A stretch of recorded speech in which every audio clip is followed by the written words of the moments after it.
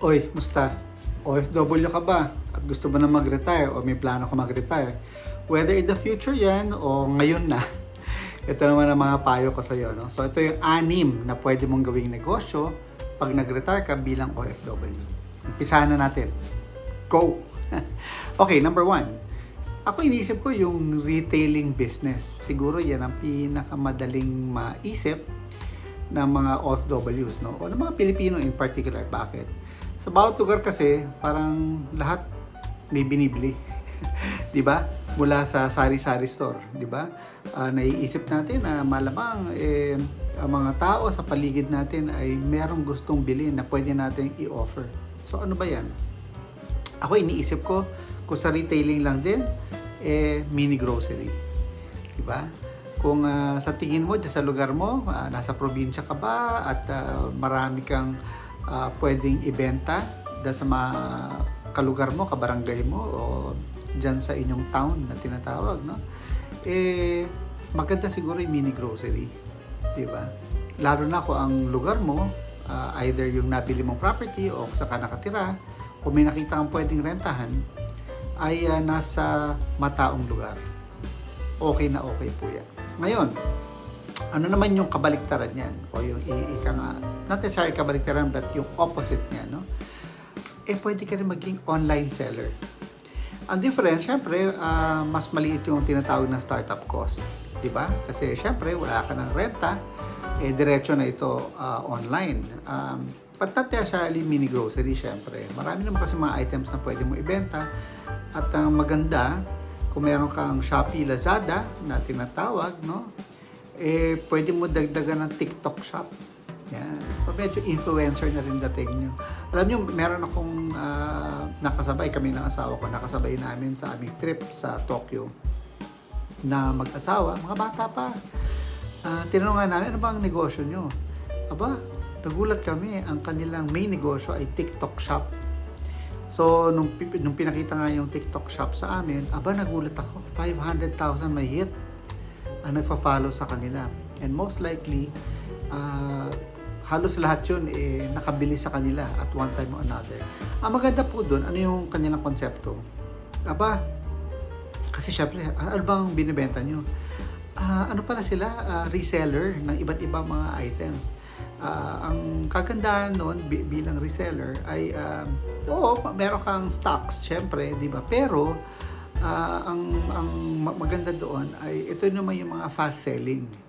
So, yung kanilang merkado na followers, maaaring bumibili sa kanila at nakita nila yung mga produkto na yon sa ibang influencers o iba pong mga nagbebenta rin na main distributor or sila mismo ang manufacturer. At sila po, bilang TikTok shop, ay sila po ay reseller. Okay, so pwede po yan, ha? So, number 2, doon naman tayo sa pinakamadali. Ano yun? Food business. Bakit? Lahat tayo kumakain, hindi po ba? Siyempre, kung ang food ay kaya mong gawin at kaya mong ibenta o kaya mong iluto at ito ibenta, then napakagandang opportunity po yan. Pero another way is pwede rin po kayong kumuha o bumili o magkaroon ng food cart. Siyempre, doon lang sa food cart business, or any food business na merong pwesto, mahalaga po yung lokasyon. No? Pwede rin po kayo magkaroon ng franchise. Ang maganda po sa franchise ng food cart business or food business in particular, kasi pwede rin mga cafe ito, o pwede tipong mga malalaking fast food, no? Natutulungan nila kayo. Ang sa akin, nagkaroon kami dati ng karinderya sa isang bus company. Yun, doon kami nagsimula ng asawa ko. Maganda po ang kita noon kasi sigurado po na meron talagang makakain. Maganda kasi sa may LTO pa nga doon sa pwesto namin. So, sure na sure. So, location is very important. Siyempre, kung di na location, pati yung rental, isipin nyo yun, yung operations. No? Ngayon, meron bang food business na pwedeng napakababa ng startup cost? Pwede. Katulad po nung nagluluto po kayo sa bahay, pwede po yung by order, no? Di ba? Nung pandemic, marami pong ganyan ng pinagkakitaan. Ang kaganda naman, yung iba naman doon, from home, no? Mula sa bahay, nag-branch out na rin ang kanilang outlet outside of the house. No? Diba? Okay din yan. So, food business is important. Na lahat tayo kumakain. Number 3, yung pong anything that has to do with motoring o yung sasakyan. Sa totoo lang, pwede namang hindi yan yung tipong motoring na kasi pwede na naman bisikleta. For example, lang mga motor, di ba? O yung mga EV na vehicle. So, ano po yung mga makaugnay na negosyo dyan? So, pwede po kayo magkaroon ng van for rent or for sale. Di ba? Yung mga nagbebenta ng motor o nagre-resell ng mga motor or as distributor ng mga sasakyan, pwede po yan. May mga kahalili po yan, no? Na negosyo, gaya ng mga garage service or car wash, parking lot, meron din ganyan. Meron ding tinatawag na supplies or parts, diba? So marami po yan ang mga kahalili. No? Ito po, yung ika-4 na negosyo. Pag mas nakaipon kayo o nakapundar na po kayo ng property, yung tinatawag natin na rental business. Ang tawag ko dyan ay it's a no-brainer business. Bakit? Hindi mo na pag-isipan. Kasi meron ka ng lugar eh. May property ka na. So usually ang property na yan pwede mo gawing apartment. Yung iba nakabili ng condo, ginagawa po nila ng Airbnb.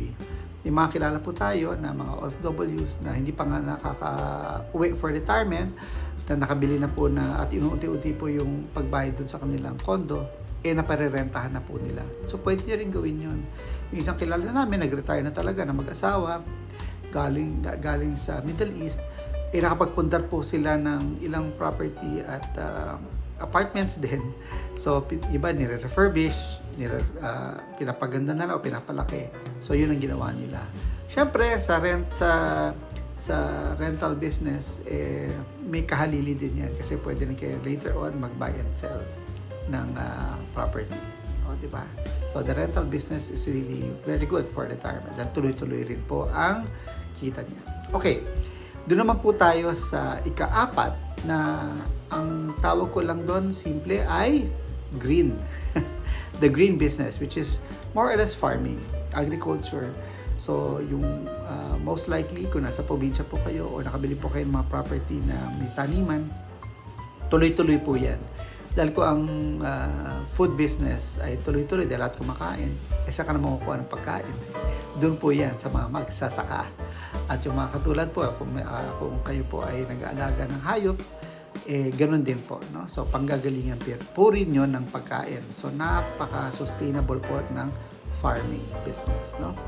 May kahalili din yan na negosyo. Sometimes, besides sa farming, yung iba po ay nagkakaroon ng landscaping business, ganyan, or tracking, o yung iba po ay yung pong mobile na mga may tawag doon treasures o yung mga nagmi-mill ng rice, no? Meron din yan po. So kahalili rin po negosyo yan. Okay. So yung ika-6 na negosyo na isasuggest ko po sa inyo, ito po ay pwedeng zero yung startup cost, pwede rin pong medyo malaki ang cost. Ano po yun? Kasi lahat naman po ng mga OFWs natin may kasanayan or skills na tinatawag na natutunan for so many years, no? Ang maganda po na pwede nyo gawin dyan ay pwede po kayo magnegosyo ng training or consulting. So, skills lang po yan. So, pwede po kayo mag-hire, no? O kaya kayo po ay i-hire para po maging trainer, no? Or bilang consultant. Iba po, nagtatayo na po ng school, di ba? So, pwede rin po yun. Along the lines of education na po yan. So, at least, using your skills, magagamit nyo po yan para sa pagnenegosyo. May kilala po ako na medyo, yung kanyang skill, may kinalaman sa sasakyan. So, syempre, as a skilled auto repair technician, siya po ay nagsanay, no, sa mga European cars. So, nagtayo po siya ng, syempre, automotive repair shop na pang European cars. So, dalawa na po yan. Skills, at the same time, meron po siyang motoring business. O, diba? Okay. So, yun. So, ang tatandaan nyo po, no, sa pagnenegosyo, there are two things that you should remember. One is passion and one is skill. Kasi pwede pong passionate po kayo dyan, pero wala pa kayong skill. So, kailangan mag-upscale po kayo, no? Or upskill.